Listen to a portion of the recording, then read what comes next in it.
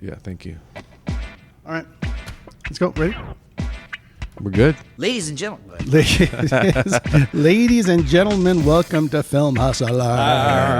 What'd you say it like in that robot voice? Film Hustlers. Are you AI? No, I'm not. No, it's from the movie, fool. The movie from The Christmas Spark, which, by the way, has had really great reviews. Yeah. Mostly user reviews, people that have watched the movie and talked about it and said how great it was and how great the acting is.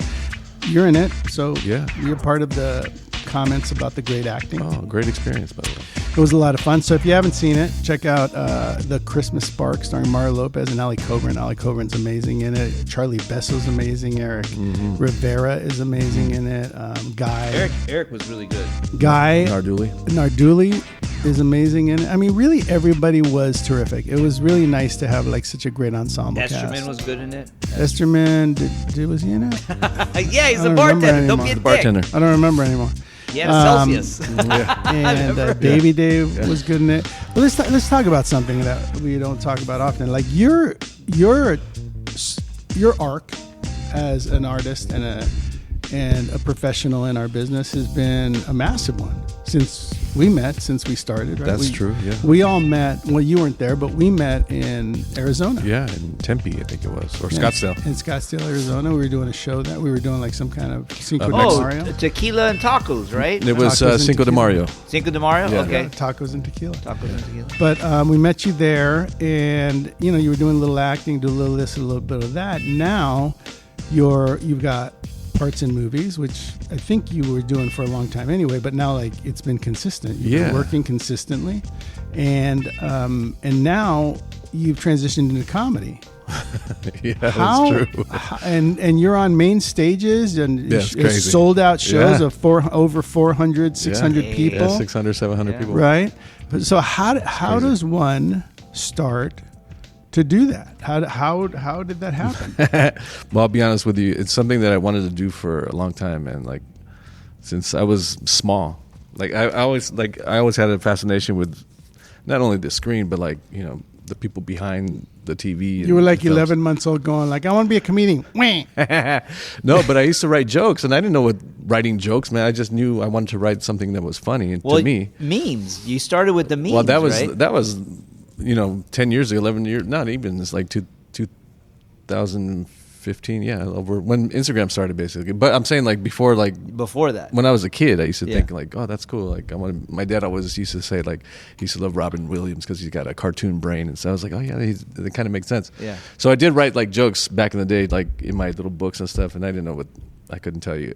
I remember one joke, and I'll tell you this. One I remember from writing as a kid. I said, the worst place to blow your nose is in an airport bathroom. That was my joke. Like, to myself, it made me funny because it was like a premise, you know what I mean? But I was like, oh, and I still think about that stupid joke every time I go to the airport. Anyways, but yeah, skip past all kinds of shit. Wait, but why though? I just got to figure this out.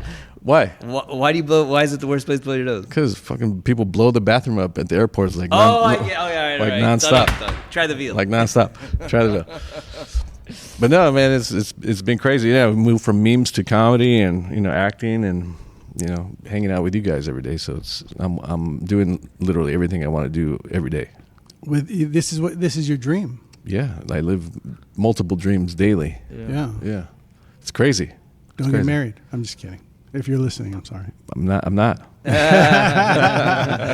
Well, congratulations for starters. You've gotten funnier though. You've gotten funnier. Like literally, I don't know what it is. If it's like just the confidence level is up and kind of clears your mind, opens up a bunch of avenues for creativity, like something like that has to be happening. I'll be honest with you. I used to be really funny, and then I wasn't funny because I used to want to be involved in like a professional setting, and I think there was something in my mind that told me I should just be quiet and just listen more and let me see who the people are who really want to talk to me without me being overly Esterman-ish. Yeah, I've only seen that a couple times because he's quiet, right? Davie Dave's reserved, you know what I mean? And then you slowly it gets to the point where the reserve comes off, and then he gets like very true. Very true. I've only seen it though a handful of times. It has to be past like 10 drinks. No, but see, it was one of those things where I was like, you know what? I just got to be quiet. And I think, I don't want to ruin my chances of being involved with professionals. I think you always want to continue to grow and to do things that feed your soul. I'm sure you get up and you're like, oh, I need some jokes for next Thursday or whatever. Yeah, very true. And you're starting to think about what's funny to you. What does it take to make that kind of paradigm shift? Because that's not just, do you just wake up and say, I want to be a comedian? No, I think you have to have some kind of desire like before you jump on a stage. Because people say, I want to do comedy. I said, well, go up on stage. Oh, no. I said, I can never do it. Yeah, and I was given a piece of advice one time. Even when I started hanging around with these guys, it was very, very new. I'm still new. Like this was like beginning of this year. But yeah, no, you need some kind of desire and want to be up on the stage, wanting to cut up. Like you have to want to do that. But and I tell people just do it. Just do it. Like they're either you're gonna eat shit anyways. Like eventually, like you're gonna get a flat tire. Well, comedy's subjective, right? If you go and all art is subjective, right? You know what I'm saying? All art is subjective, yeah. So, but in terms of what you do, like you get up there, you tell jokes on any given night. It depends who the crowd is, and how they're feeling. City you're in, what's happening in the news that day, what mood you're in, what mood the crowd's in, what mood you get at the valet. It's a lot of factors, man. Like that's why I like to stay by myself too. Like I just kind of do my own thing. Of course, I get input from the other comics, but like there's so many factors. Like I try to limit all of them. That's why I'm always by myself before the shows. Like I don't like to talk to anybody. Oh yeah, your ass was the first show before he told anybody. He was like pacing. I remember thinking like, what's wrong with bro? This It was the biggest crowd I've ever seen in my life. To go up by myself and to open the show, it was like super daunting. But they because you told me. I knew that day. Remember? Yeah, that I was going to go up. No one knew. Yeah, and so only Stearns knew. Yeah, and then his ass was pacing in the hallway, and I remember Lopez looking over like, what the fuck's wrong with this guy? And I knew, though. Then Concrete called you up, and everyone's like, oh, Davie Dave's going up. Yeah. What? That's exciting. What a beautiful experience, actually. It was funny, man, because I actually got a standing ovation. Yeah, you did a good job, dude. Yeah, standing ovation. I must have been one of the ones standing because I was there that night. Weren't we there last night? Yeah, I was sitting next to you. Yeah, we were together. Well, I can only see. I can't see past the third row, so it was maybe the people in the front. But it was great. It was great. Dude, you did a great job, but we were clapping at everything. Yeah. You're like, hey, welcome. Like, fucking Davie's hilarious. No, but that's good. It fed into the show. It fed into my comedic ego. So but it helps you, right? The energy, 1,000%. Like you say, okay, it gives you a little boost, and say, okay, you know what? Fuck, I did it. I conquered that time frame, and go to the next one. Yeah. But no matter who you are, no matter what comedian you are, you're gonna have a bad night. Yeah. Yeah, for there sure. was only one time that I saw a comedian that I thought, this guy doesn't have a bad night. There's no way. And it was Chappelle? Chappelle. That's a great one. Probably doesn't have a bad night. But Chappelle can only have a bad night if he's having a bad night. Right. That's and true. he goes up there and he decides to like not tell jokes. But like when I saw Jerry Seinfeld, I was like, this guy doesn't have a bad night. This guy's very funny, no matter what. Well, the thing is, he's been doing the same jokes for 40 years. Yeah. And he knows literally 40 years. Yeah. Like when you're that old in comedy, like you're gonna have an hour that works because you already went through 12 hours, 20 hours. And it's a point of view, didn't right? work. It's a point of view. It's like I say this about directors. Like I have movies that I've watched in my life and comedians that I've seen in my life that I love, that I think are the best. When I tell someone else about it and they go see it, or I tell them the joke or whatever, they don't get it. Right. There's a couple of movies that I literally watched in a theater, grabbed a friend, took them back to the theater, watched it again, and they were like, "Oh my God, why'd you make me watch that?" Right. That was the most horrible film I've ever seen. I was like, "Really?" I said, "I literally just watched it twice and brought you because I thought it was amazing." Yeah. Like that's a weird phenomenon, right? But the idea that you're able to get up there every night and understand that it's a numbers game and you're not going to win every night. You're going to, it's a win and lose, but as long as you win more than you lose, you're pretty happy, right? Yeah, for sure. And I've been blessed enough to work with comics who actually take their time and listen to you and want to help you grow, and they give you, tags on some jokes, and they want to punch your stuff up, or they give you, like the guys I barely know, like they'll say, hey, like I remember the last show at Long Beach, a couple of the guys that, they've been doing it for a long time, and they said, man, fucking great stuff. Hey, why don't you add this? I was like, oh shit. Fuck, okay, cool. That was it. One told me one, and another one told me another one. I was like, damn, it was great. But like, yeah, just add. You don't have to. And they were wanting to give like unsolicited.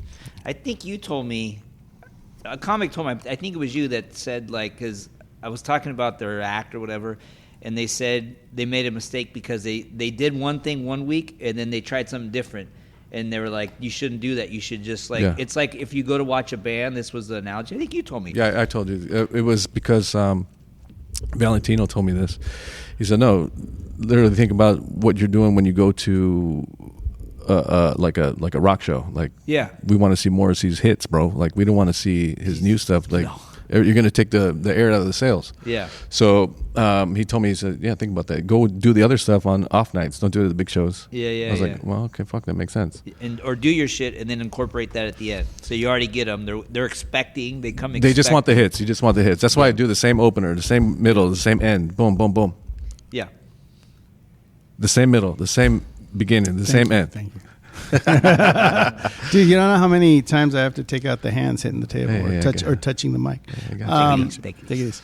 That is really cool. Here's another question. If you want to be an actor and you're a comedian, or you want to be a comedian, does getting more comfortable with yourself and your body and your ability to stand in front of people make you a better actor?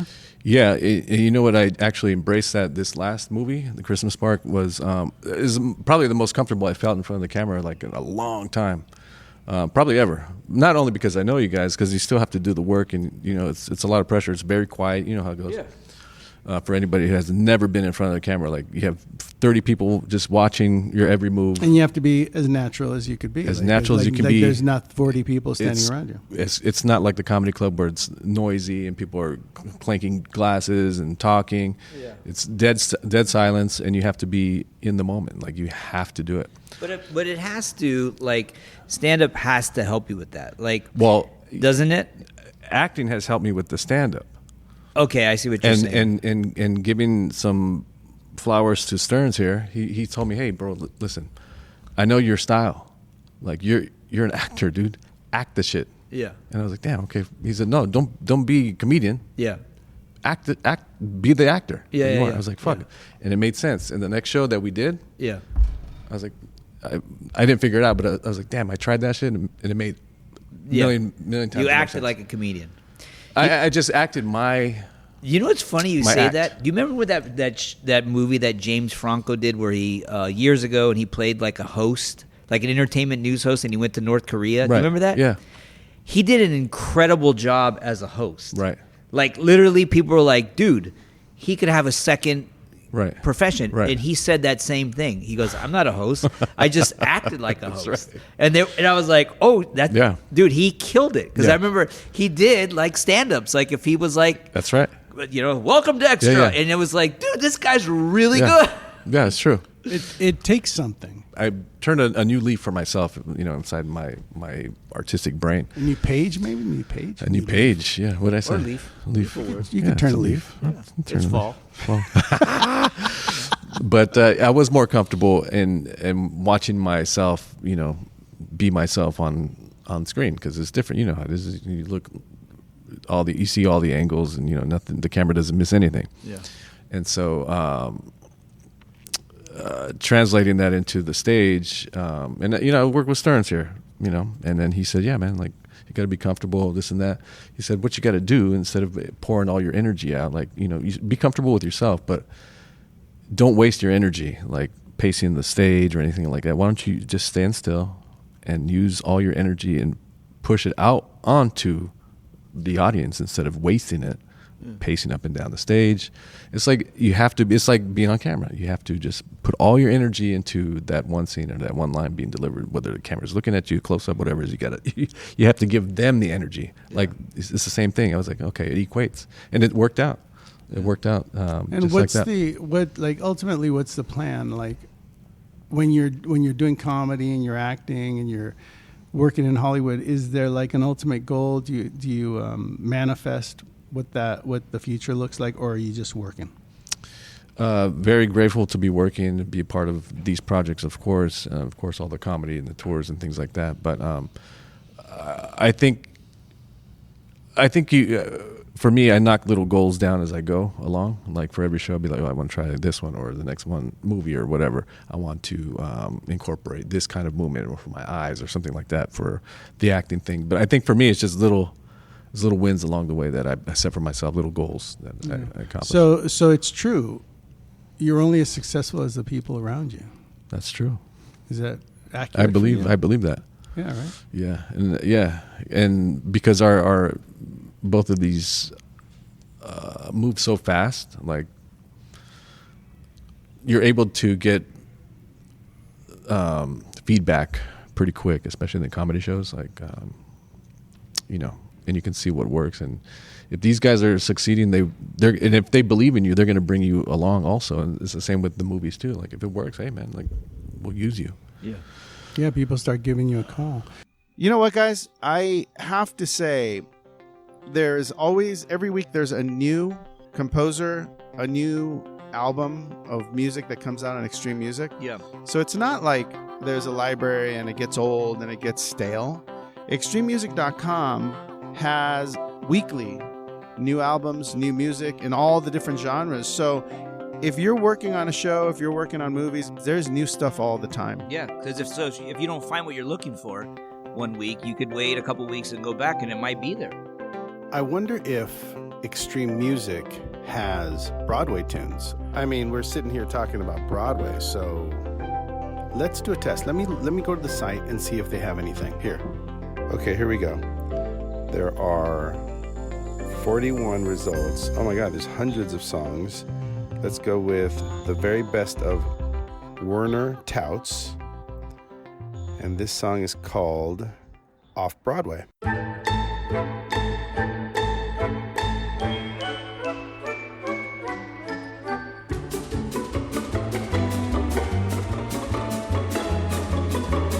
I mean, it's amazing that composers can be coming up with a different way to do drama and comedy all the time, but it is, it's an art of figuring out how to get new things going constantly. Yeah, and like my string out that I'm looking at right now, although I'm going to have a music supervisor, I'm thinking in my head, because it's rough, right? It's a string out.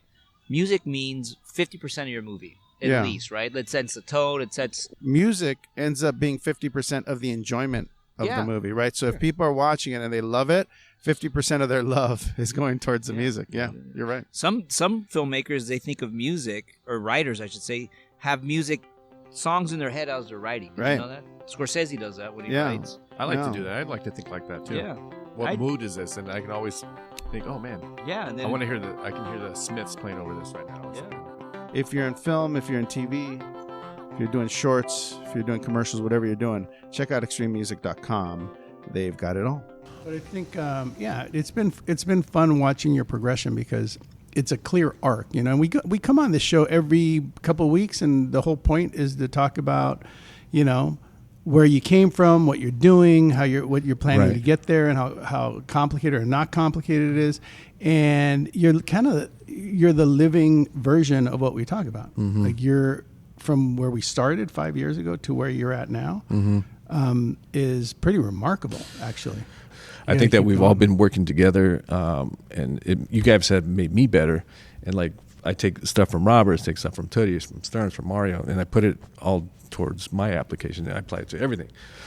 And it's been working for me, and you guys have made me a lot better. Like, are we getting? I was about to say, are we hugging it out, Dave? No, I'm just telling you. I'm just telling you. This is how it's made me. Well, there's a great collaborative spirit amongst the comedy world, right? And I think it's neat. I think it wasn't like that before. I mean, there was a time in the 80s and 90s where people were fist fighting on the side of the stages because and stuff. At that time you could literally take your buddy's jokes, perform them up the street, and you guys would know about it until like months or maybe years later. Internet now, yeah. Now everything's online immediately. You can tell, who's saying these jokes or blah blah blah, what happened.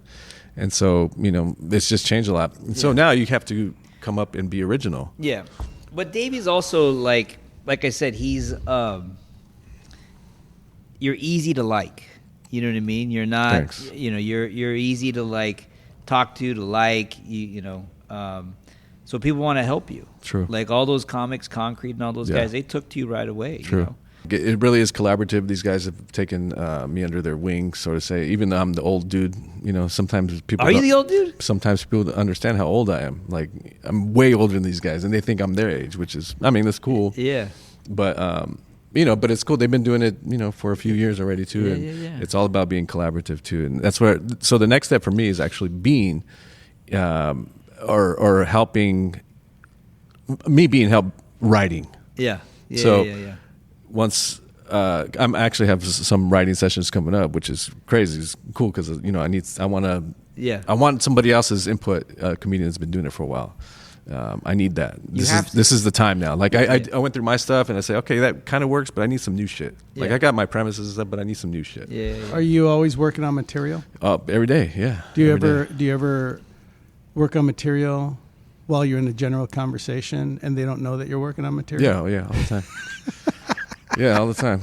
I love that. It's kind of like I switched from writing memes to writing jokes. Like now I could use that. I don't really write the memes anymore, but it all still applies. The thing is about the comedy that I've learned, like you got to don't be a hater. Yeah. Everyone sucks. But at the same time, everyone has one good thing about them or one joke or one bit like that you always remember. Yeah. And the other thing is like you have to be prepared. You have to be prepared. Like you can't. Some guys are good, but don't let it fool you. Like whatever they're talking about, they already prepared that shit. Like they may seem like they're just talking, or like Dave Chappelle. Yeah. Or Jerry Seinfeld. Like no, this shit's already prepared. They knew exactly what they're talking about. They're just good storytellers. Let me ask you this, Davey. So like when you're making movies or acting or whatever, sometimes like you improvise or you don't think anything. It's like. A line might be written and the writer's like, this is so funny. Yeah. And then there's this like a throwaway line and you watch it and you're like, fuck, that's all, you're cracking up. Right. Does that happen in comedy? Yeah, it's usually the stuff that you think won't works the best. Really? Because you just don't care? So you just kind of throw it away and people are like, oh, that's great. I do that all the time and I was like, damn, what the hell? Like, yeah. Like I literally did not want to even mention that today, and somehow I mentioned it, or I was filling space or filling time. Yeah, I was like, oh, like that one actually works better than the punchline that I had prepared. Well, even like music, like songs, like I remember hearing Rob Bass, "I Want to Rock." He wrote that in the lobby of like he wrote it in 5 minutes, or like "Fortunate Son," that was the anthem for the Vietnam. Like those dudes wrote that song in same thing in like 15 minutes. It wasn't supposed to. Those weren't like some of these hits weren't supposed to be hits. Some movies weren't supposed to be hits, right? Mm-hmm. Fight Club was a flop. Right. That was a big gamble that Brad Pitt took. And it bombed, but it resurfaced as a cult, and now it's huge. You know what I mean? Mm-hmm. But so comedy is kind of the same. Then. So like throwaway jokes that you're like, could be the joke that could be the one that turns the entire bit around and makes it like into like a 20-minute bit. But you have to believe in it though, right? I mean, like if you know, yeah, for sure. You have to believe in that 5-minute bit or that one line. And be like, oh yeah, that one line or that punchline's like that's my 20-minute set. I mean, there's everything's going to lead to that punchline at the end. There's something really cool about comedy, writing, movie making, producing, all of it. There's one thing that it all has in common is music, bands. The more you do it, right, the more you trust what you know is funny, what you know is good, and what you know is emotional, right? So the more you practice it, the more anyone can say, oh, that wasn't very good, but it is. You know it is. Right. Like, it doesn't matter what anyone says. I know it is. Mm-hmm. And I feel that way, like when you think of a band like the Eagles or Jackson Brown back in the day, like those guys toured so much. Mm-hmm. They played so much that by the time they made it, they were like this syncopated, perfect band. Right. So whenever they performed, you were like the best you've ever seen, right? Because they're always on the road. Second nature. Right. That goes for anything, right? Yeah. Like the more you do it, the more you get comfortable with it, Yeah. the more you know Yeah. that you Yeah. are going to nail it. And then when something doesn't work, you know that too. Yeah. That's And true. that's when people think shit's easy. You know what I mean? Like people think, oh, I could do that. Like Yeah. so many people, like especially when I want to be an actor. Oh, okay. Yeah, how hard could that be? Yeah. Okay, let's see. Or even when Lopez would read prompter, I remember people Exactly. be like, Exactly. I "He's can just read it. He's I just can reading read. I it." know how to read and try that shit. Yeah. It ain't that easy. Right. You know what I mean? Makeup. Like when Tony's, I've had No. people try to do it and they're like, oh, you know, Yeah. Certified. certified. You know what I mean? It's hard when to do. something's produce a movie. You know what I mean? Yeah, exactly. Go produce it. Oh, it's easy. Producers, that's an easy Right, job. right, right. They just put everything They don't together. do How hard anything. is it? Micromanage. That's it. Yeah, go ahead. Try it. Right. Try to produce a movie. Try to get the permit for those pigeons. Yeah, See go what up, happens. go up on stage. Hey, it isn't impossible, but it does require something, right? It Time. requires time, energy. You and, have to and, invest. and an opportunity. That's the thing. And an but, opportunity. But the opportunity only comes, and I can only speak for myself, is when people trust you enough to hand you the opportunity. You got to be ready. You got to be ready to be handed the opportunity. That's the thing. You have to be prepared. You have to say yes confidently. Like every time you've at, yes, I can do it. Yeah. So advice to Yes, I can do everybody: be ready. Keep preparing yourself, even if you keep writing for yourself, or even if you keep making movies Right. and making clips or whatever it is, you know. And I do have to give Lopez a lot of thanks too, because he's given me opportunity to, a lot of trust. Puts a lot of trust in me, man. Yeah. So like with everything, and comedy's no different. And Yeah. he's just and at the end of the day, he's fucking it's good, man.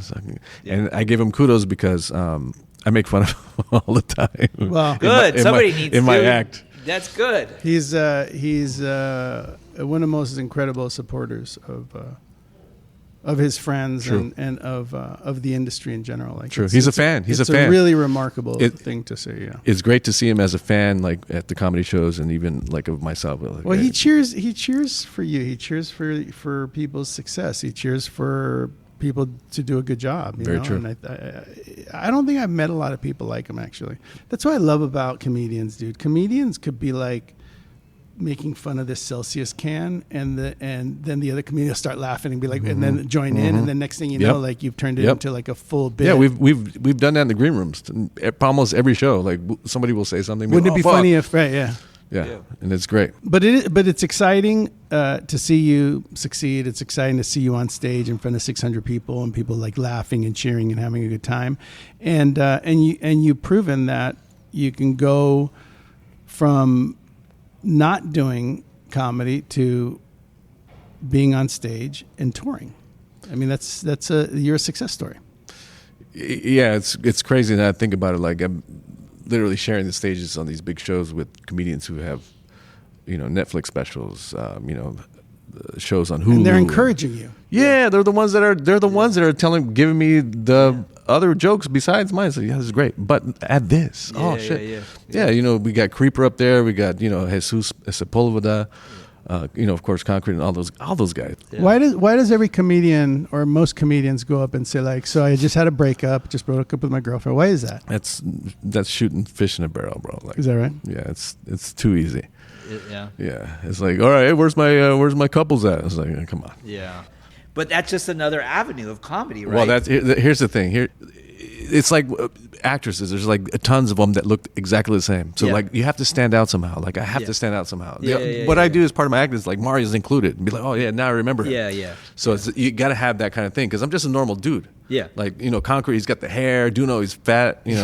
So and me, I'm just like a normal guy. So it's Yeah. like I gotta do something. So it's kind of it's tough, bro. It's tough. Yeah. You know what's funny is when I was in New York one time, I was premiering a movie, and there was this comedian that we knew, and he was like, hey, why don't you guys come out with me tonight? We can have a drink in between sets. We said, okay. So we went to his first show. Then we jumped in a taxi, went to another comedy stop. He went on stage there. Then we got in the taxi, went to a third place, and he went on stage there. Dang. And the whole time, he was just like completely normal. Yeah. Like if we were just having a cup of coffee, but he was actually going from club to club, jumping on stage and doing his comedy act at 3 different places in one night. I was like, that's amazing. Yeah. So clearly, like at some point, it just becomes like you're a machine, right? Yeah. You're just going up, doing your thing, going on. Like, I don't care if you liked it or didn't like it. I'm going to move on to the next place. Hope you liked it, you know? But he was the same in the cab as he was on stage, right? Yeah. So that's who he is. It's completely like Lopez. Normal. Lopez goes on Access. It's the same guy. I mean, he might change a little. That's why he has almost 4 million followers, because people see his genuine personality and everything he does. The same guy. Right. Yeah. Everyone else is depending on the situation, you know what I mean? He's not going to be like, what's up, foos? He can't say that on Access. Right. You know what I mean? I mean, he has sometimes. I mean, this guy crack up in the back. But yeah, you just have to continue. And I think even for acting, I think it's being comfortable. And if you get cast as that, it's because they like you who you are. Just keep going, man. Yeah, you just go and you do. Every day you get up and you do what you need to do, and you enjoy that day because you don't know what's coming the next. So the thing about stand-up comedy is that you can literally do it at any stage in your life. You can be. I've seen 8-year-old kids do stand-up. Seriously, that's funny. And guys that are 80 years old. Yes. So you can go on whenever you want. Yeah. That's what you can start anytime. Anyone could do it. Not everybody should do it. Human beings have forgotten how powerful they are. Mm-hmm. I think we're born to be successful. We're born to be great and to live out your fantasies in your life to the fullest. But I truly believe that we have to remember that we're powerful from the start, and that all of the noise and the language of life makes you feel less than, and then you have to build yourself back. I think I'll leave you with that. Think about how powerful you are and stop the noise that's coming in from other people. I think that's a really important thing to remember. Don't be stopped. You know what that was, Davey? Mic drop. Fuck, profound game changer, life-changing moment. But anyway, I appreciate you. I'm glad that you're doing well. It's exciting to see you, getting up and doing comedy and doing all that, and keep it up. Awesome show. Congratulations. Keep up the good work. Keep being successful. Thanks for the chat. Inspire people. Not to ruin your ending, but Roberts, we were talking yesterday on the phone, and you were doing the music for your last Christmas movie. Yeah. And I know what you were using for it, right? You almost had to go. You told me you had to almost do it all yourself. Well, by the way, you didn't interrupt because this is very important. ExtremeMusic.com. Boom, right. Baby. Yeah, you're right. So we had an issue with a movie that I'm not going to say which, and the music had to be switched. Had to be. And they only gave you a limit, what's the average amount of time? It was average amount of time to do a score is about 11, 12 weeks. Okay. What did you guys get? 3 days. Come on. So we were able to go into the library, extrememusic.com, figure out how to create a score with the music that they offer on that site. And it was remarkable. Did you sleep? I didn't sleep. You know what's amazing about what you're saying, though, is that this was a score for a movie, 90-minute film, and we were able to find themes for characters, love themes that we kind of kept going throughout the project. It was beautiful, man. ExtremeMusic.com for all your music needs. Check them out. Russ is the 100%. Best. Russ is the best. Thank you, Russ. All right. Well, Merry Christmas. Happy New Year. Happy Kwanzaa. Keep up the good work, and let's and we'll see. I feel like it'll be next year. We'll see you next year on Film Hustlers. Yeah. Ooh. Profound. Sorry, Holmes. I didn't